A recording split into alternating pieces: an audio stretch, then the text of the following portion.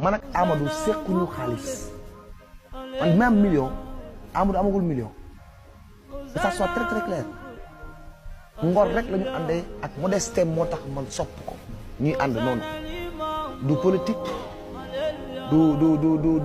du projet du dara la ñu ànd billahi wallahi wa taala Abba ma xam ne benn affaire nag bokk naa ci artiste yi gën a sonn Sénégal xamul lu tax yëpp xaalis aussi. bàyyi meegal yi tuuti kay.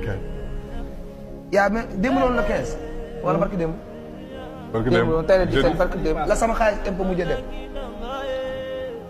nii la koy dag bu baax boo bañee ñu ATD la. parce que man mindset bi ma am mooy une personne buy liggéey da nga war a fay impôt pour ñi nga xamante ni liggéey bi tey péage bi saa bu ma fa jaaree damay fier parce que dama xam ne damaa cotiser VDM bi su ma fa jaaree dama xam ne damaa cotiser pourtant mënoon naa ko ñaan de du kenn ku ñeme taxaw ne Wally Seck mës naa taxaw ci sama bureau ñaan ma impôt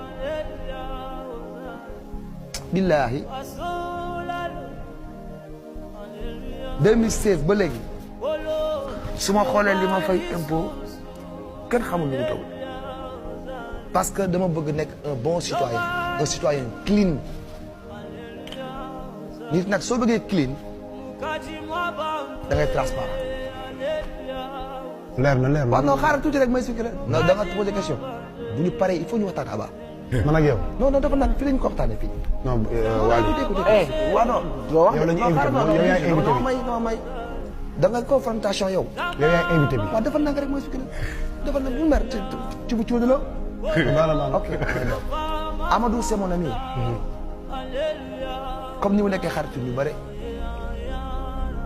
ànduñu nag dara citoyen